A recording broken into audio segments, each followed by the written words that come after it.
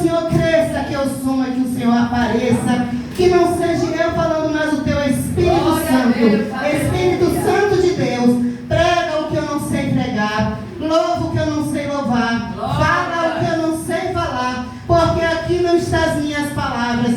Aqui estão as palavras do eterno e soberano Deus. Para que Ele possa nos engrandecer de sabedoria e nos guiar nos caminhos da verdade e da justiça, por amor do seu nome. Em nome de Jesus. Amém. Provérbios 30. Glória a Deus. Aleluia. Para não tomar muito tempo, eu vou já lendo. As palavras de Agur. Capítulo 30, versículo 24. Estas 4 coisas são das mais pequenas da terra, mais sábias, bem providas de sabedoria. O livro de Provérbios, muitos falam que ele foi escrito por Salomão.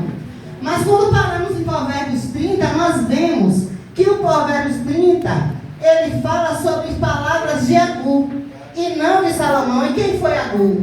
Agur foi um sábio, a Bíblia não relata muito sobre ele. Ele foi um sábio. Seu nome em hebraico significa aquele que é ajuntado aos sábios, cobrador ou colecionador.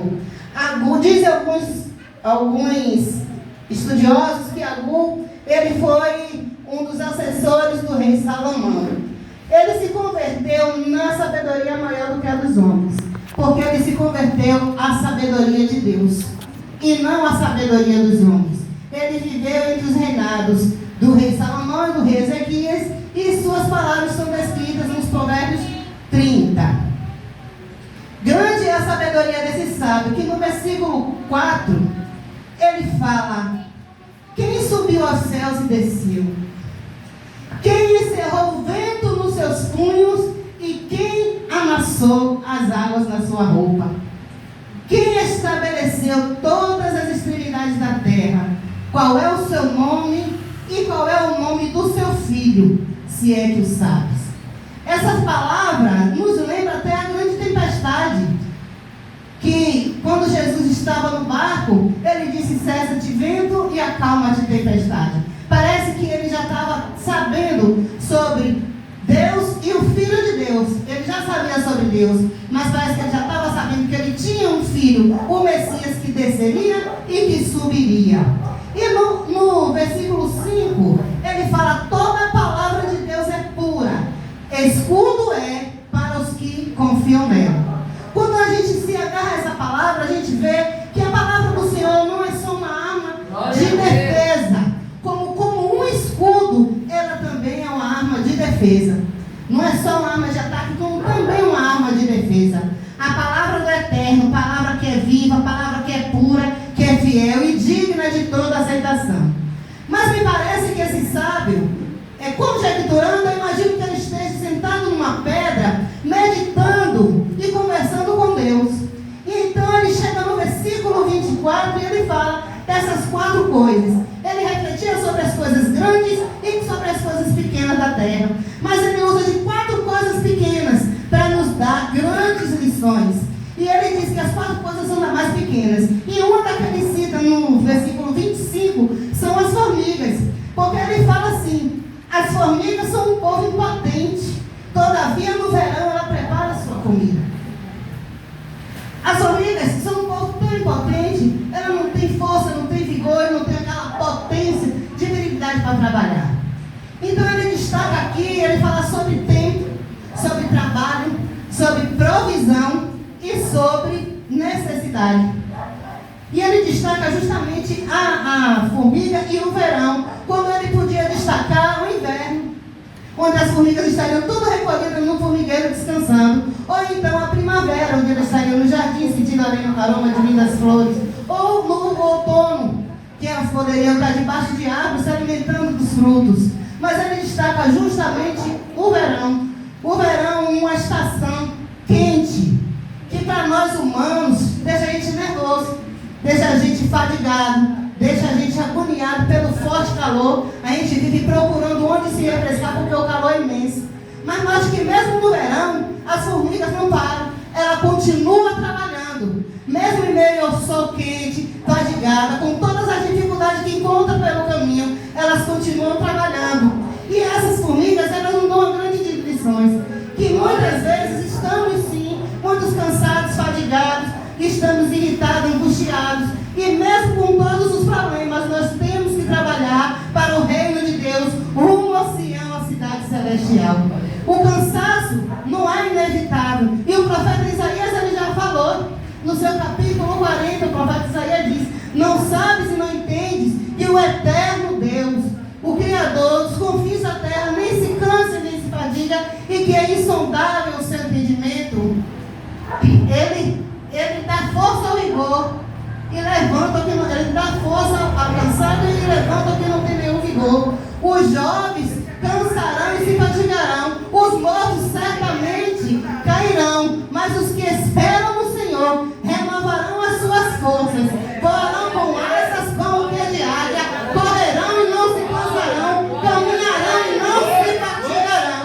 O profeta Isaías também nos alertava numa relação, num tempo de cansaço, que o cansaço seria nítido e iminente em nossas vidas. A gente teria muita tribulação, sim, gente. Pior ainda no reino de Deus, que a partir do momento que nós aceitamos Jesus, nós nos tornamos alvo do inimigo. Teríamos cansaço, fadiga, enfrentaria vários problemas. Mas Deus, ele não esquece que quanto mais cansado você se oferece como um sacrifício vivo no altar, ele tem recompensa para você. Deus não esquece o seu esforço, ele não esquece, ele não é injusto, ele é fiel para cumprir todas as promessas que ele lhe prometeu. Ele não é homem para que minta, nem filho do homem para que se arrependa. Tudo que ele prometeu, ele vai cumprir. Ele não vai te deixar sozinho, desamparado. Não vai. O cansaço é iminente.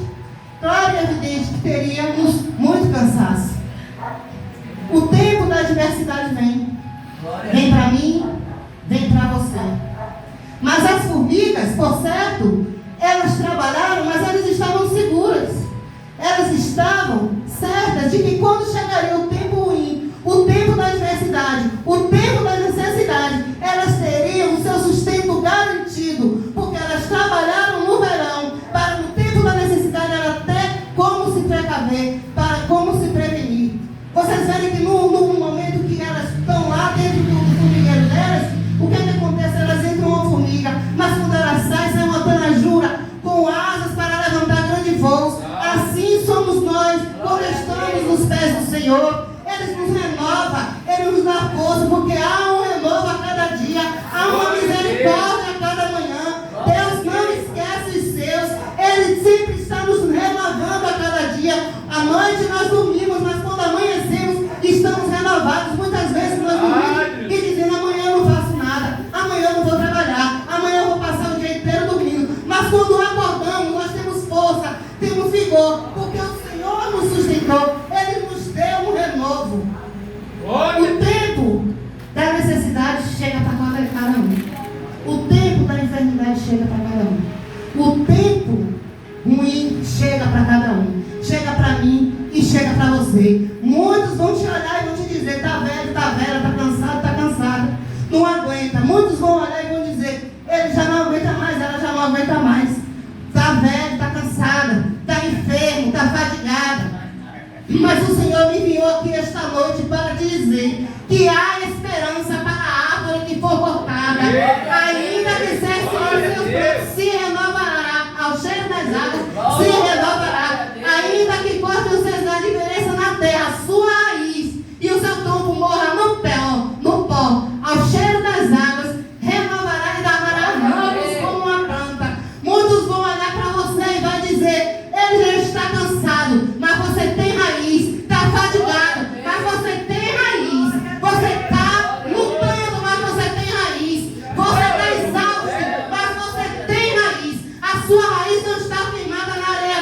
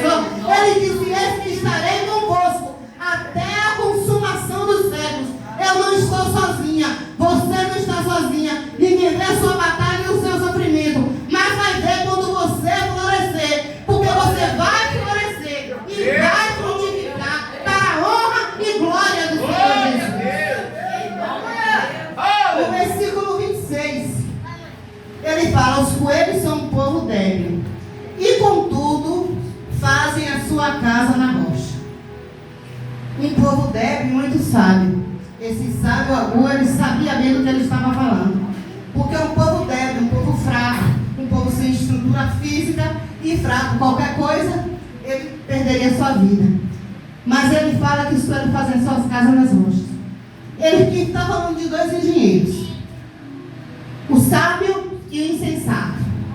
O engenheiro insensato, ele constrói a sua casa sobre a areia. O sábio constrói a sua casa sobre a rocha. A tempestade vem para ambos. Só que a casa do insensato não suporta o vento. Não suportou o vento e caiu. Mas o sábio, ele teve sabedoria para construir a sua casa.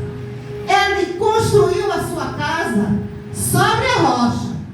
Ele fez as fundações sobre a rocha. Ergueu as paredes com a pedra rocha e pôs em sua coluna a pedra angular.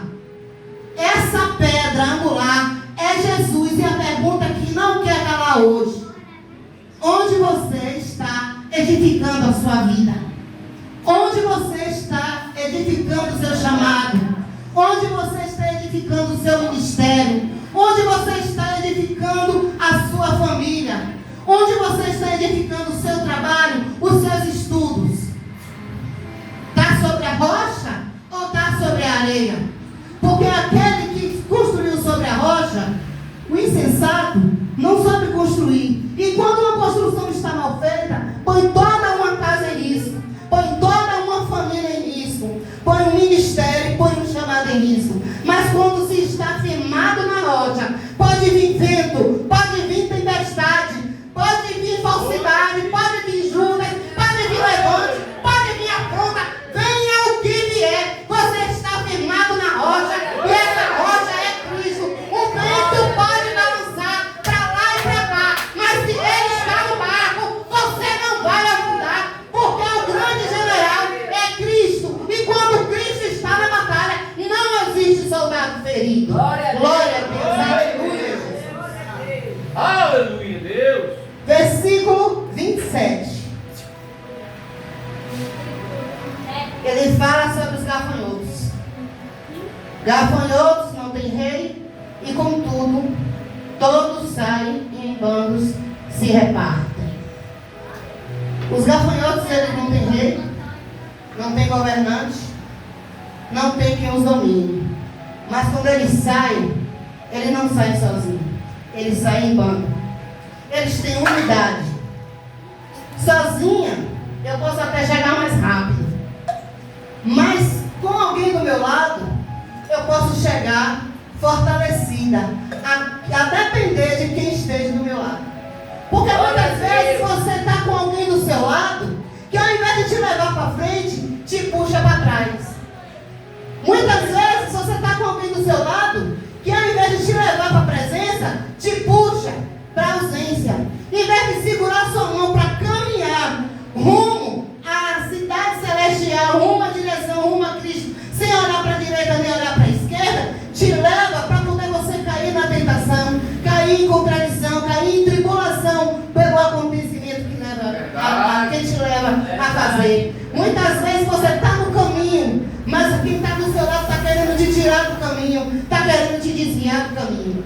Então, a depender de quem esteja do seu lado, você pode chegar mais forte, ou então você pode se perder na caminhada.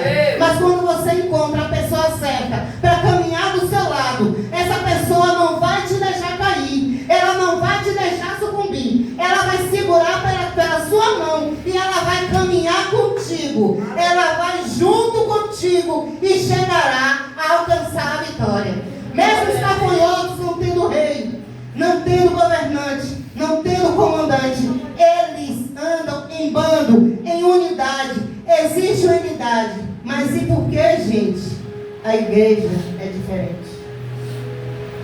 Porque a noiva do Cordeiro é diferente. Uns querem de um jeito, outros querem de outro. Uns querem fazer de um jeito, outros querem fazer de outro. Uns acham que a sua visão é certa, que a visão do outro está errada. Um quer ter o controle, já o outro não quer aceitar nem mesmo as imposições de sua liderança. Porque temos individualidade entre nós. Se nós temos um pastor, nós temos líderes espirituais, um pastor, orientador e pai na fé, para nos guiar nos caminhos corretos. Nós temos uma liderança e ainda assim nós somos dispersos. E Jesus disse: quem comigo não ajunta, espalha. E a noiva do Cordeiro, ela não é individualista, ela é um coletivo, ela anda junto, ela anda unida. Os gafanhotos não têm rei, mas eles conhecem muito bem o Salmo 133. E para quem não conhece o Salmo 133, vamos revisar o Salmo 133. Glória a Deus, aleluia, Jesus. Quem achar primeiro pode ler. Santo, santo, santo é o nome do Senhor. Glória a Deus, aleluia. Santo, santo, santo. Glória a Deus. Os gafanhotos não têm rei, mas eles sabem o que é liderança. Eles sabem o que é união. Eles sabem o que é andar junto em um só propósito. Aleluia. Salmo 133 nos diz: ó, quão bom e quão suave é que os irmãos vivam em união. É como óleo precioso sobre a cabeça, que desce sobre a barba de Arão, e que desce a orla das suas vestes, como o orvalho do Hermon que desce sobre os montes de Sião, porque ali o Senhor ordena a bênção e a vida para sempre. Glória a Deus. Os gafanhotos, eles não têm liderança, mas eles conhecem muito bem o que é viver em união, como o Salmo 133. Eles sabem o que é viver em unidade. Eles sabem o que é caminhar junto, em busca de um só propósito. Eles sabem o que é estar firmados uns com os outros, em busca de um só propósito. O Monte Hermon é um monte que de tão alto as névoas se formam em pedra de gelo. E quando eles derretem, ele desce pelos montes. E aí ele enche os rios e os córregos. E aí eles alimentando e enchendo, abastecendo de água todas as cidades que o cercam. E ali não falta alimento, não falta plantação, não falta vida e não falta alegria. E é isso que o Senhor quer para nós. Deus não trabalha em desunião, Ele trabalha em unidade, em união. O Senhor quer derramar unção sobre nós. E sem a unção, Ele não derrama bênção. Nós precisamos viver em unidade, unidos de um só propósito, unidos para um só Rei e Senhor, porque nós servimos só um Senhor, só há um Deus. No Deus meu é o Deus do meu irmão. Se o meu irmão ora para Deus, eu também oro. Se o irmão jejua, eu também jejuo. Se o irmão invoca a presença do Senhor, eu também invoco. Se o irmão chora nos pés do Senhor, eu também choro. E é por isso que nós servimos só um Senhor. E se estamos servindo um só Senhor, porque nós deixamos espíritos enganadores tomarem a nossa mente, para que nós tenhamos os espíritos de contenda, de desunião, de inveja, de fofoca, de apartamento, de espalhar no reino de Deus. Nós pertencemos ao reino de Deus. Vivemos em um mundo que jaz do maligno, mas nós não somos do maligno. Nós vivemos no reino de Deus. Somos pertencentes ao reino de Deus. Somos nação santa, sacerdócio real, povo exclusivo de Deus, para fazer as obras daquele que nos tirou das trevas para a sua maravilhosa luz. E Jesus disse que comigo não ajunta, espalha. Os gafanhotos não têm rei, mas eles conhecem muito bem o Salmo 133. Glória a Deus. E por fim, a quarta coisa que ele fala sobre as aranhas. E glória a Deus, aleluia, santo, santo, Deus. Glória a Jesus. Glória a Deus, aleluia, Jesus. E aí ele vem nos falar no Provérbio 30, versículo Aleluia, Deus. 27. Ele nos fala sobre a aranha. No versículo 28, ele nos fala sobre a aranha. A aranha que se apanha com as mãos está nos passos dos reis. Todos os lugares nós vemos formiga, vemos muriçoca, vemos aranha, vemos mosca. Mas a aranha, ela é a que mais se destaca. Porque a aranha, ela está não só na casa do pobre, como também na casa do rico, como nos palácios, nos salões de governo, em todos os lugares se vê aranha. E aí, quando chega alguém que chega limpa, mata e tira a aranha, não demora, ela aparece novamente. Assim é eu e é você. Nós fomos chamados e escolhidos, chamados das trevas para a sua maravilhosa luz, para fazer as obras daquele que nos chamou. Fomos chamados para obedecer o ide de Jesus Cristo, quando ele disse: ide e pregai o meu evangelho a toda e qualquer criatura. Em meu nome expulsai demônios, limpai leprosos, curai enfermos, de graça recebestes, de graça dais.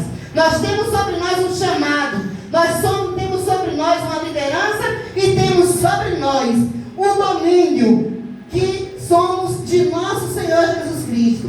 Nós somos lavados e remidos pelo sangue do Cordeiro para fazer as obras do reino de Deus. E muitas vezes o Senhor vai nos colocar em um patamar, mas sempre virá aquele invejoso que vai querer te derrubar do seu lugar. Sempre virá aquele que não vai querer ver o seu crescimento, que não vai querer ver a sua caminhada, que não vai querer ver você chegar adiante. E aí começa a querer puxar o seu tapete, a te tirar do lugar que Deus te posicionou. Mas por mais que tente tirar da posição que Deus te colocou, não adianta, porque o lugar é seu, a honra é sua, foi Deus que te deu. E por mais que tente te tirar, não adianta, que logo o Senhor te colocará no lugar. Não vai adiantar, porque o que é de Deus é de Deus. O que é separado para Deus é separado para Deus. E o que é escolhido para Deus é escolhido, exclusivo de Deus. Não é para A, nem para B, nem para C. É para Deus. Então, quando alguém pensa em derrubar você, quando alguém pensa em tirar você do seu chamado, quando pensa em tirar você do seu caminho, eles não estão tirando justamente a você. Eles estão querendo cortar a obra e o propósito de Deus na sua vida. Mas quem tem chamado não tem escolha. Ele segue o seu caminho. Ele segue, e ainda que ele venha cair, não adianta, no chão ele não fica, porque o Senhor o levanta com a sua mão direita e te sustenta com a destra da tua justiça. E ainda tem aqueles que Deus escolhe para ficar lá no patamar. E lá no patamar, Deus não permite que ninguém tire, e que ninguém abale, e que ninguém toque, e que ninguém deixe. E assim o Senhor vai seguindo, cumprindo o propósito dele na minha e na tua vida. Por fim você chegar e dizer: eu venci, eu cheguei no meu caminho, eu ganhei a minha coroa da vida, porque hoje não vivo mais eu, mas Cristo vive em mim. Hoje eu não sou mais o velho homem, eu sou uma nova criatura em Cristo Jesus. Hoje eu não sou mais aquele que roubava, eu não sou mais o que traficava, eu não sou mais o que bebia, eu não sou mais o que usava droga, eu não sou mais o que me prostituía, eu não sou mais aquele caído, triste, melancólico, depressivo. Hoje eu sou lavado e remido pelo sangue do Cordeiro. Eu sei o que eu tenho crido, e o meu redentor se levantará a meu favor. Então toque a mão, coloque suas mãos para o céu, louve ao Senhor teu Deus, porque Ele não te deixa cair, Ele não te deixa abalar, Ele não te deixa sucumbir. Por mais situação que você passe, siga o seu caminho, siga em direção à tua salvação. Não olhe para a direita e nem para a esquerda, mire o seu alvo, que é Cristo, e por fim você possa dizer: ó Senhor, Tu és a minha rocha a destra da minha justiça. Ó Pai eterno, cuida-me, guia-me, Senhor, porque tenho te obedecido e não tenho te negado. E o Senhor inclina os seus ouvidos à tua oração, e o Senhor te abençoa. E muitas vezes você pode estar deprimido, caído, mas não se preocupe, porque uma vez sendo fiel às leis, aos estatutos e os mandamentos do Senhor, nada vai conseguir te afetar e nem vai conseguir te abalar, porque o Senhor velará por ti, te defenderá e te sustentará para a honra e para a glória do Senhor Jesus. E até aqui me ajudou o Senhor. Vamos louvar um louvor para a honra e glória do Senhor, discípulo de oração.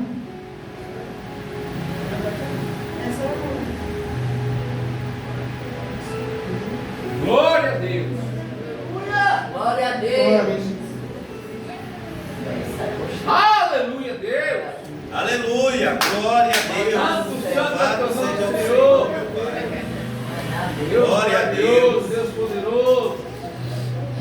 Glória a Deus, aleluia, Jesus. Santo, santo, santo é o nome do Senhor. Glória a Deus. Gostaria que os irmãos se colocassem de pé, colocassem as mãos no seu coração.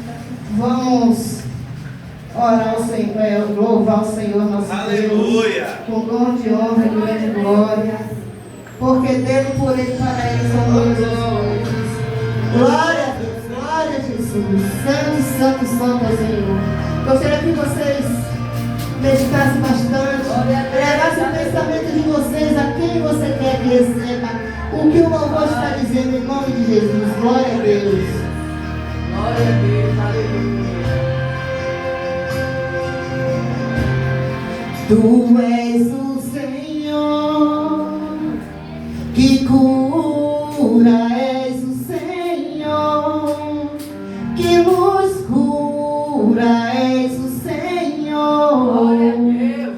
que cura. Tu és o Senhor que cura, és o Senhor que nos cura, és o Senhor que cura. Glória, glória a Deus. Quando não há mais vida, esperança ou fé, Deus vai mover. Quando não tem remédio ou jeito pra dar, Deus vai ressuscitar. Aleluia. Tu és o Senhor que cura, és o Senhor que nos cura, és o Senhor que cura.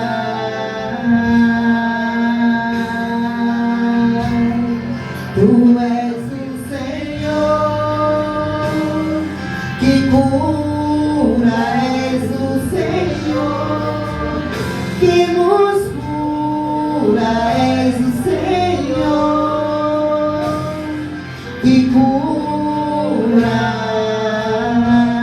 Glória a Deus, aleluia. Aleluia.